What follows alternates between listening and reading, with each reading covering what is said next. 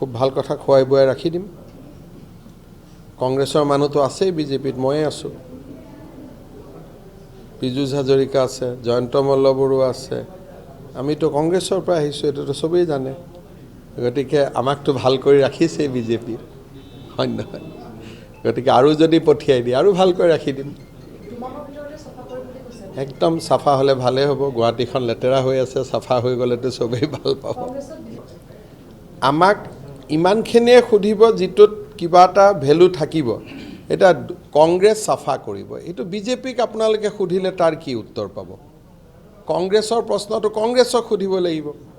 যদি বিজেপিলৈকে কিবা প্ৰশ্ন কৰে তাৰহে মই উত্তৰ দিব পাৰিম, হয় নহয়? কংগ্ৰেছক চাফা কৰাৰ কথা কিমানে কৈ গ'ল?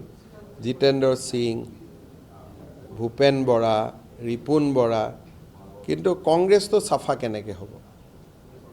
কাৰণ তাতে গান্ধী ফেমিলি আটাইতকৈ লেতেৰাটো তাত সোমাই আছে।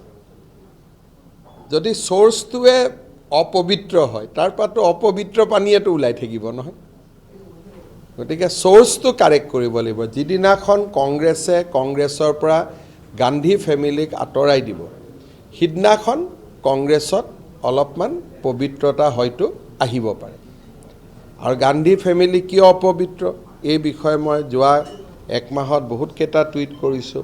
কেনেকৈ আমাক চিকেন নেকত থৈ গ'ল, কেনেকৈ অসমখনক বিদেশীৰ গৰাহত থৈ গ'ল, গোটেই কথাবিলাক কাশ্মীৰৰ ঘটনাৰ পৰা আৰম্ভ কৰি কিমান অপবিত্ৰ তাক আমি যোৱা কেইদিনত বহুত আলোচনা হৈ আছে।